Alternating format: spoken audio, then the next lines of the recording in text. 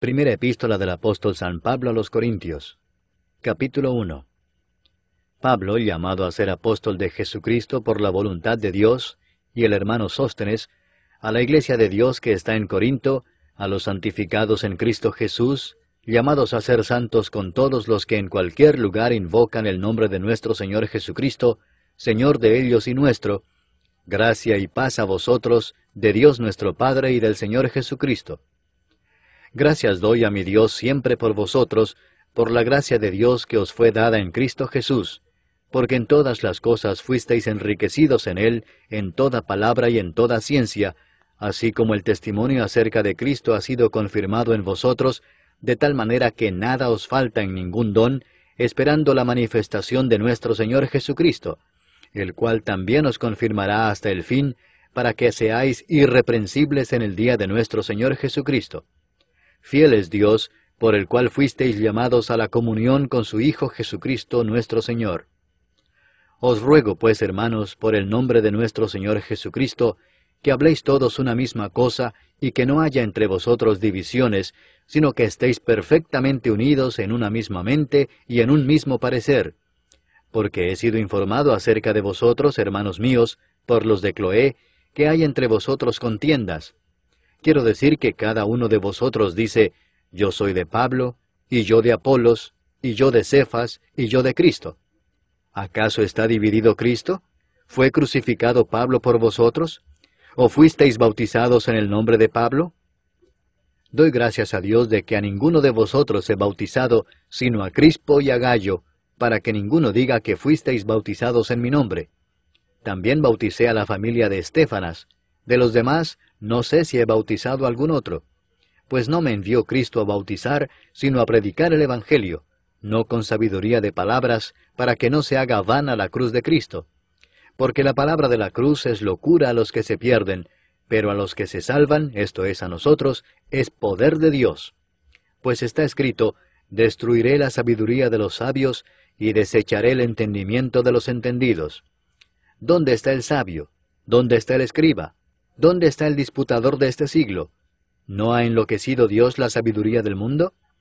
Pues ya que en la sabiduría de Dios, el mundo no conoció a Dios mediante la sabiduría, agradó a Dios salvar a los creyentes por la locura de la predicación, porque los judíos piden señales y los griegos buscan sabiduría, pero nosotros predicamos a Cristo crucificado, para los judíos ciertamente tropezadero, y para los gentiles locura, mas para los llamados, así judíos como griegos, Cristo poder de Dios y sabiduría de Dios. Porque lo insensato de Dios es más sabio que los hombres, y lo débil de Dios es más fuerte que los hombres. Pues mirad, hermanos, vuestra vocación, que no sois muchos sabios según la carne, ni muchos poderosos, ni muchos nobles, sino que lo necio del mundo escogió Dios para avergonzar a los sabios, y lo débil del mundo escogió Dios para avergonzar a lo fuerte. Y lo vil del mundo y lo menospreciado escogió Dios, y lo que no es, para deshacer lo que es, a fin de que nadie se jacte en su presencia. Mas por él estáis vosotros en Cristo Jesús, el cual nos ha sido hecho por Dios sabiduría, justificación, santificación y redención, para que, como está escrito, el que se gloría, gloríese en el Señor. Capítulo 2. Así que, hermanos, cuando fui a vosotros para anunciaros el testimonio de Dios, no fui con excelencia de palabras o de sabiduría, pues me propuse no saber entre vosotros cosa alguna, sino a Jesucristo y a este crucificado. Y estuve entre vosotros con debilidad y mucho temor y temblor, y ni mi palabra ni mi predicación fue con palabras persuasivas de humana sabiduría, sino con demostración del Espíritu y de poder, para que vuestra fe no esté fundada en la sabiduría de los hombres, sino en el poder de Dios. Sin embargo, hablamos sabiduría entre los que han alcanzado madurez, y sabiduría no de este siglo, ni de los príncipes de este siglo que perecen. Mas hablamos sabiduría de Dios en misterio, la sabiduría oculta, la cual Dios predestinó antes de los siglos para nuestra gloria, la que ninguno de los príncipes de este siglo conoció, porque si la hubieran conocido, nunca habrían crucificado al Señor de gloria. Antes bien, como está escrito, cosas que ojo no vio, ni oído oyó, ni han subido en corazón de hombre, son las que Dios ha preparado para los que le aman. Pero Dios nos las reveló a nosotros por el Espíritu, porque el Espíritu todo lo escudriña, aun lo profundo de Dios. Porque ¿quién de los hombres sabe las cosas del hombre, sino el Espíritu del hombre que está en él? Así tampoco nadie conoció las cosas de Dios, sino el Espíritu de Dios. Y nosotros no hemos recibido el Espíritu del mundo, sino el Espíritu que proviene de Dios, para que sepamos lo que Dios nos ha concedido, lo cual también hablamos, no con palabras enseñadas por sabiduría humana, sino con las que enseña el Espíritu, acomodando lo espiritual a lo espiritual. Pero el hombre natural no percibe las cosas que son del Espíritu de Dios, porque para él son locura, y no las puede entender, porque se han de discernir espiritualmente. En cambio, el espiritual juzga todas las cosas, pero él no es juzgado de nadie. Porque ¿quién conoció la mente del Señor? ¿Quién la instruirá? Mas nosotros tenemos la mente de Cristo. Capítulo 3. De manera que yo, hermanos, no pude hablaros como a espirituales, sino como a carnales, como a niños en Cristo. Os di a beber leche y no vianda, porque aún no erais capaces, ni sois capaces todavía, porque aún sois carnales.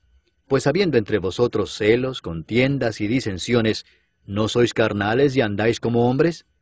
Porque diciendo el uno, yo ciertamente soy de Pablo, y el otro, yo soy de Apolos, ¿no sois carnales?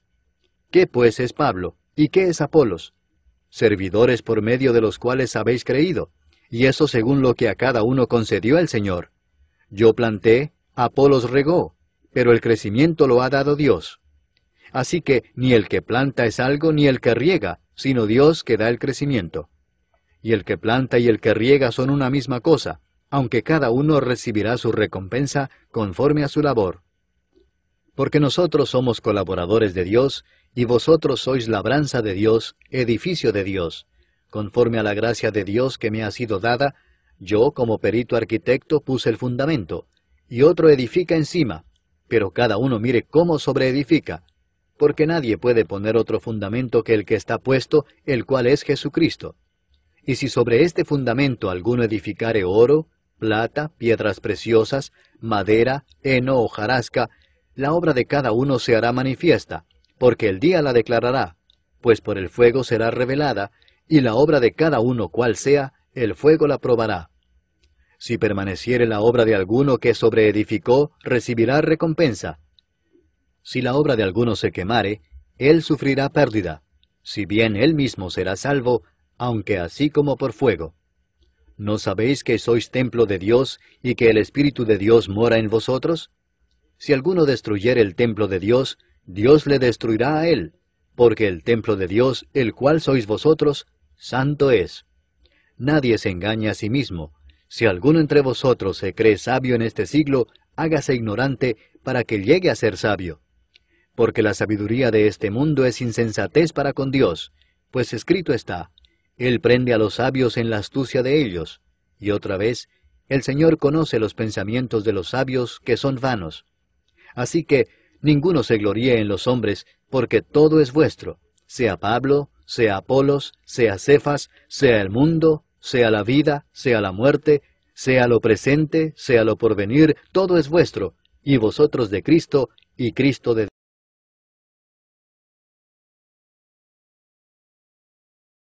Capítulo 4. Así pues, téngannos los hombres por servidores de Cristo y administradores de los misterios de Dios.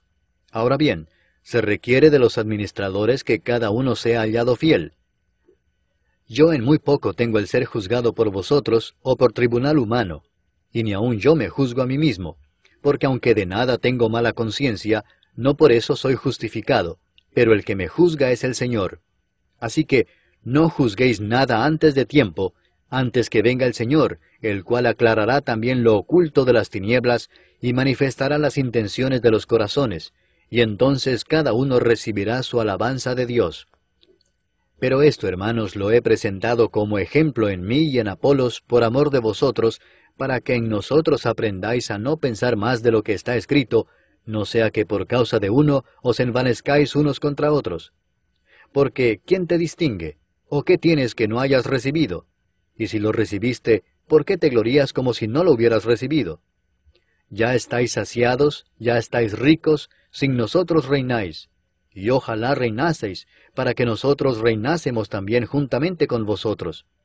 Porque según pienso, Dios nos ha exhibido a nosotros los apóstoles, como postreros, como a sentenciados a muerte, pues hemos llegado a hacer espectáculo al mundo, a los ángeles y a los hombres. Nosotros somos insensatos por amor de Cristo, mas vosotros prudentes en Cristo. Nosotros débiles, mas vosotros fuertes. Vosotros honorables, mas nosotros despreciados. Hasta esta hora padecemos hambre, tenemos sed, estamos desnudos, somos abofeteados y no tenemos morada fija. Nos fatigamos trabajando con nuestras propias manos. Nos maldicen y bendecimos. Padecemos persecución y la soportamos. Nos difaman y rogamos.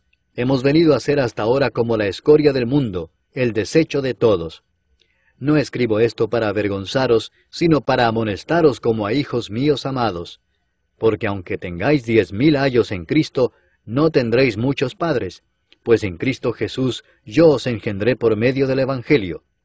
Por tanto os ruego que me imitéis. Por esto mismo os he enviado a Timoteo, que es mi hijo amado y fiel en el Señor, el cual os